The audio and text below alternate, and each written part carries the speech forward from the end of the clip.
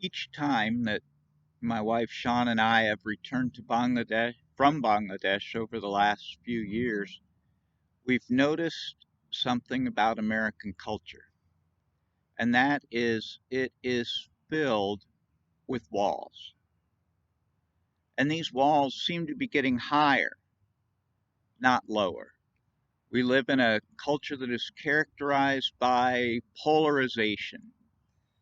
We have different groups. You've got your group now in this time of COVID that thinks it's good to wear masks, and then you have another group that doesn't. You have one group of people that listen to Fox News, and then you have your CNN people. We have racial walls, and we've seen the result of that in recent weeks.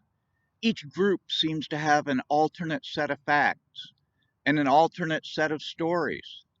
The walls have become so high that we can't see each other over the top.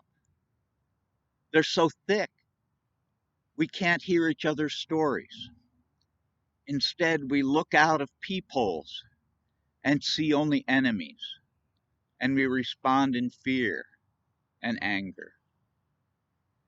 In my last devotional, we discussed God's gracious call to fellowship with Him, pointing out our danger and giving us a wonderful opportunity to hear His voice and to open the door and to eat with Him and He with us. But it could be our walls could get so thick that they prevent us from hearing that call, that they prevent us from hearing the voice of Jesus. Robert Frost is one of my favorite poets. He wrote a poem about walls called The Mending Wall.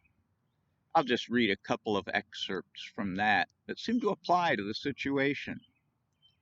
Something there is that does not love a wall, that sends the frozen ground swell under it and spills the upper boulders into the sun, that makes gaps wide enough for two to pass abreast. But before I built a wall, I'd ask to know what I was walling in or walling out, and to whom I was like to give offense. Something there is that doesn't love a wall, that wants it down. The poem goes on to tell how he tries to implant in his neighbor's mind a little bit of a suspicion that maybe a wall wasn't necessary, but his neighbor wants to insist on repairing the wall anyhow.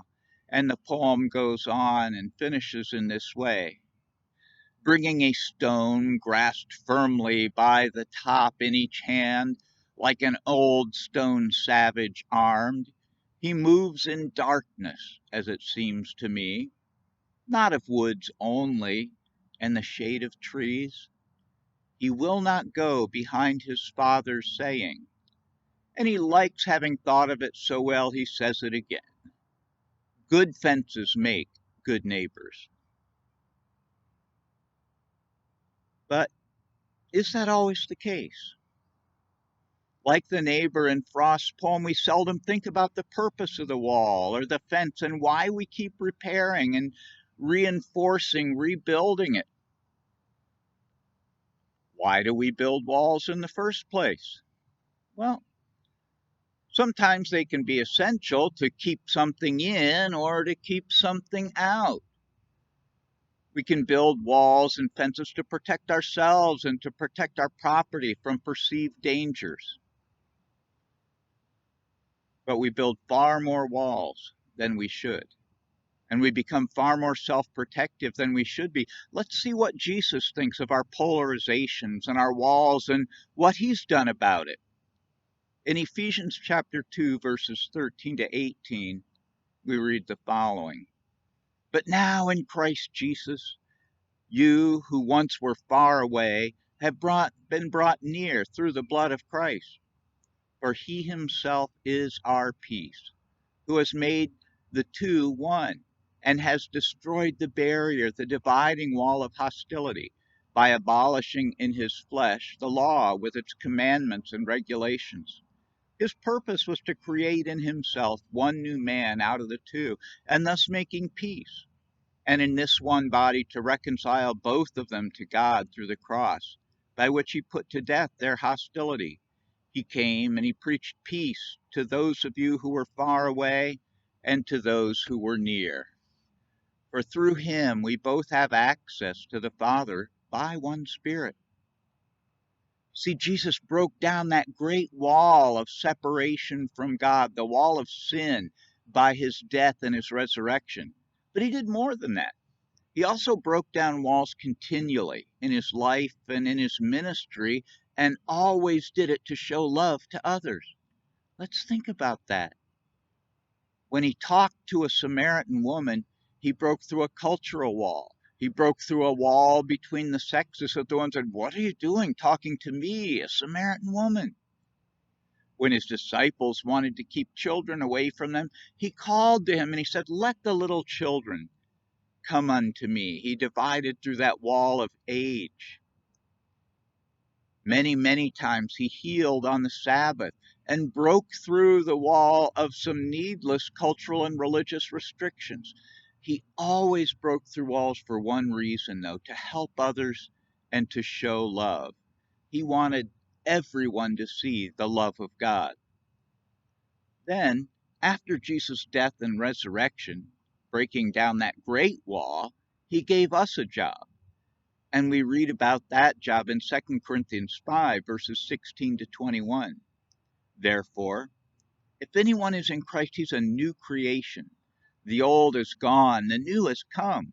And all this is from God, who reconciled us to himself through Christ and gave us the ministry of reconciliation, that God was reconciling the world to himself in Christ, not counting men's sins against them, and he committed to us the message of reconciliation. We are therefore Christ's ambassadors, as though God were making his appeal through us. We implore you on Christ's behalf, be reconciled to God. For God made him who had no sin to be sin for us, so that we might become the righteousness of God. We see a word repeated time after time in those verses: reconciliation, taking those who were far and bringing them near. We live in a society now that, in order to protect ourselves from disease, we've enacted social distancing. Well, there's been a lot of cultural distancing and racial distancing for a long time, so much so that we've no longer heard each other and seen each other. And Jesus Christ is taking us and bringing us near.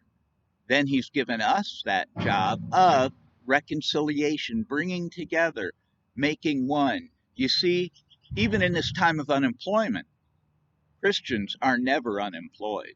Our primary job goes on. We are still Christ's ambassadors. He has given us the work of reconciliation. He has called us to continue his work of breaking down walls of hostility wherever we see them in order to show people his love. He said, "Blessed are the peacemakers, for theirs is the kingdom of heaven." So, how are we doing in this? In a polarized culture, may we be instruments of God's peace. May God help us to show his love by following Jesus' example. May we fulfill his calling to be wall breakers and not wall makers.